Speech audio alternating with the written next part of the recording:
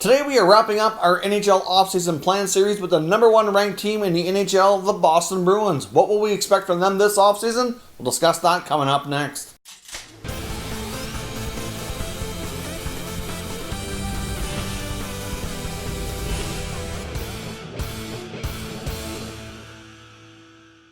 So welcome back to another video here at Top Shelf Hockey. Now this video will complete the full 31 video series for the off-season plans that we've been doing over the last 3 to 4 weeks here. Obviously we want to take a look at every team's situation, analyze their past season, what they have for cap space, expiring contracts, and talk about what moves we expect them to make, be it via trade or free agency this off-season. So this is the last one in the series. There will be other series coming up here shortly to talk about other aspects of the offseason as well, so stay tuned for that. Now the Boston Bruins, as we know, had a pretty solid season overall, a top regular season team. Didn't quite follow that up in the playoffs. They had a little bit of a playoff disappointment this year, but still, this team will be still quite competitive and a force to be reckoned with moving forward. So now let's first up recap the 1920 season for Boston. So the Bruins finished with a 44-14-12 record for 100 points. Had an awesome regular season. They've been a force for a long time, and I expect that to continue. They scored 227 goals while allowing 174, which was excellent,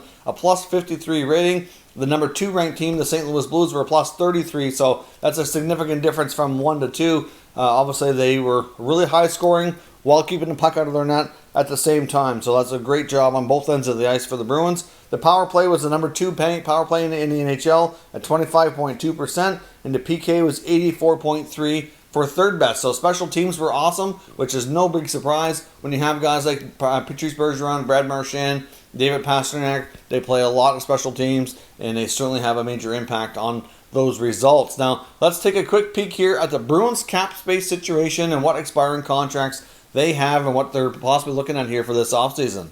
Now, as you can see, the Bruins have $14.4 million in space, which might seem like a lot, but they have 19 players in their contract, which means you're probably looking at about 3 to 4 players to sign for next year or replace, of course. So now let's take a look at who those players are. Who's on an expiring contract right now and is either going to be a UFA or an RFA for 2020.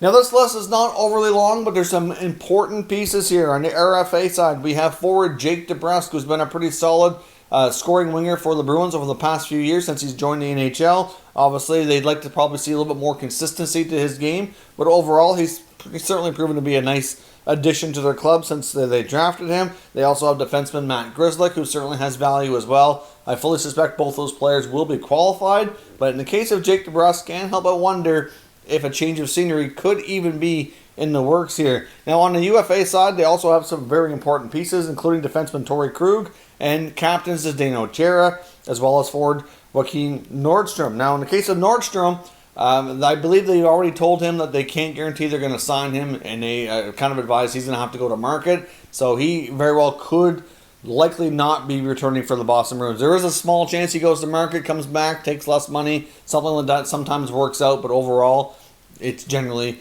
means that he's leaving via free agency. But in the case of Tori Krug, he likely departs as well. They've had a lot of negotiations. They seem to be quite a ways apart.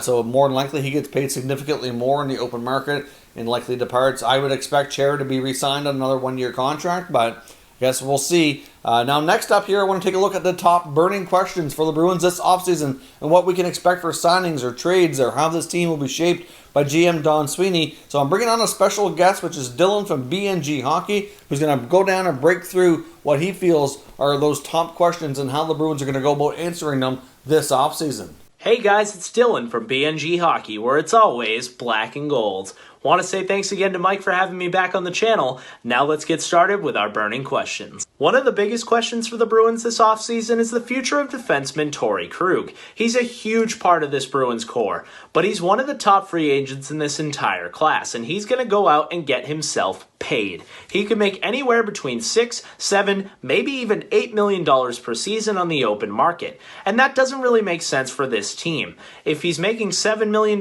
he'd be making more than Bergeron, Marchand, and Pastrnak. I don't know if they want to pay their power play quarterback more money than every player on their superstar first line. But there are some teams that are willing to pay Tori Krug that kind of money, and the Bruins can use that to their advantage. They can move Krug's rights for a lower round draft pick. It's been speculated that that's going to happen for quite some time now. The reason the Bruins haven't done it, I think they're keeping Tori Krug as a backup plan if they can't pull off a deal for another big-name defenseman.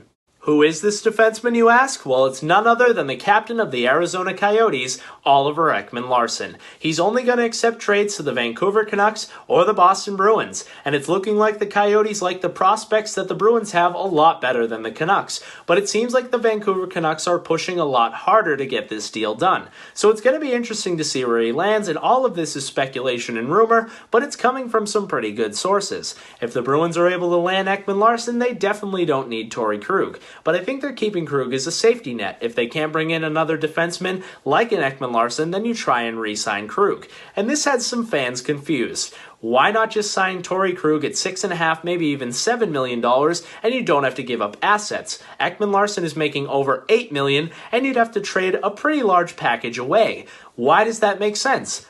I'd say that Ekman Larsen is the better player and the better defenseman.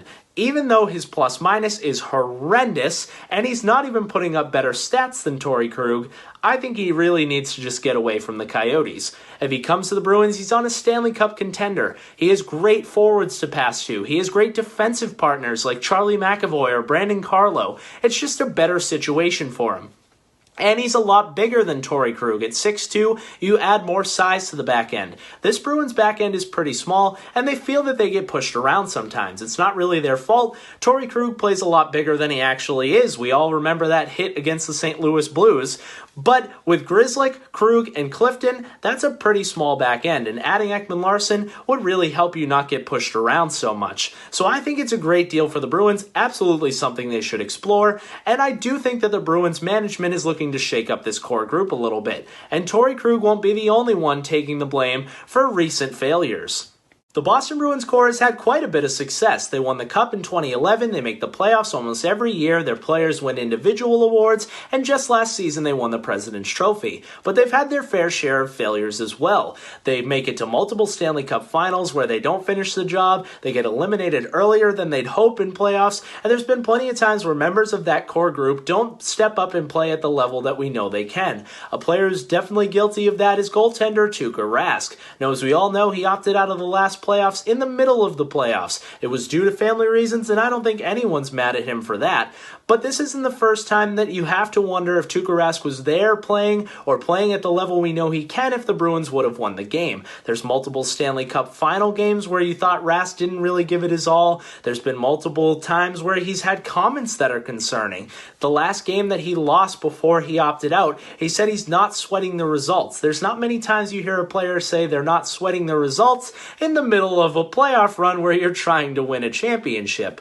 Now, if you're looking to shake things up with this core, what better way than moving on from your starting goalie? But if you're going to move Rask, you probably need a goaltender coming back, or you need to sign a big name from free agency. As we saw, Yaroslav Halak is a very talented backup, but when he has to play game after game after game after game, he becomes a lot less effective, and he probably can't be the Bruins starter even though they have him signed next season. And the Bruins have some great young goaltenders, but they're not quite ready to make the jump to the NHL level. With Rask only signed for one more year at $7 million, you could definitely trade him to a team who needs a goaltender to compete and probably get a pretty good package. Not sure what they'd get in return, but Don Sweeney is kind of hesitant to say that he's definitely moving Rask. He keeps saying that Rask is a big part of this team, but there's been plenty of rumors and speculation saying that his name is out there, and with him only being on a one-year deal and there being a large amount of teams that might be interested, you would have to think that the Bruins are going to make a change in net.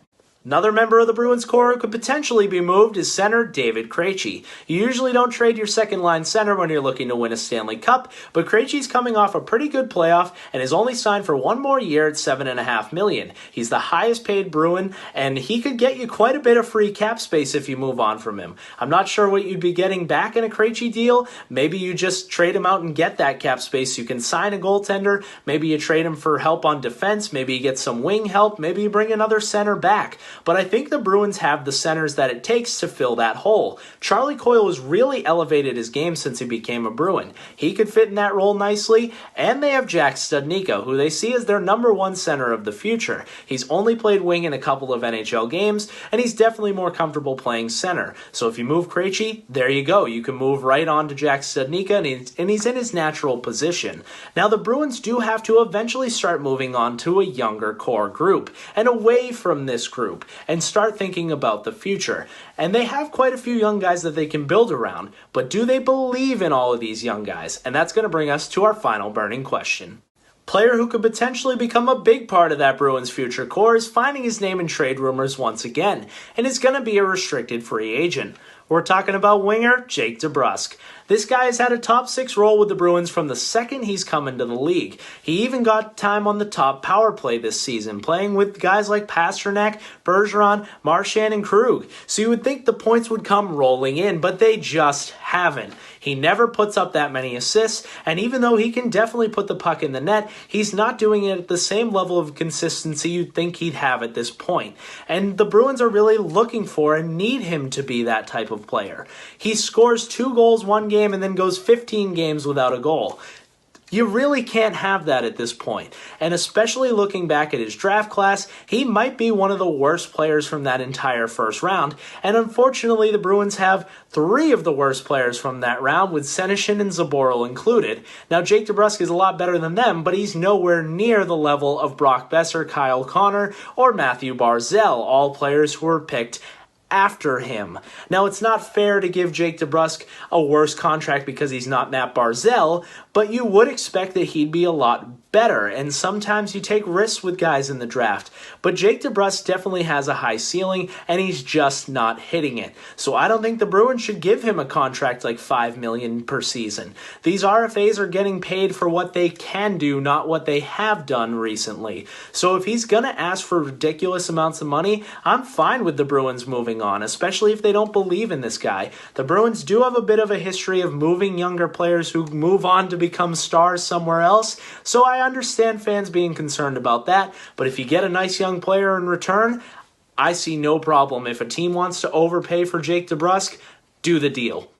Thanks for coming on, Dylan. I certainly appreciate your input as a Bruins fan. Certainly check out his channel as well if you haven't already. It'll be linked down below in the description and pinned comments. So go check out BNG Hockey and subscribe to him for more Bruins content. Thank you very much for watching, everybody, and I'll catch you next time.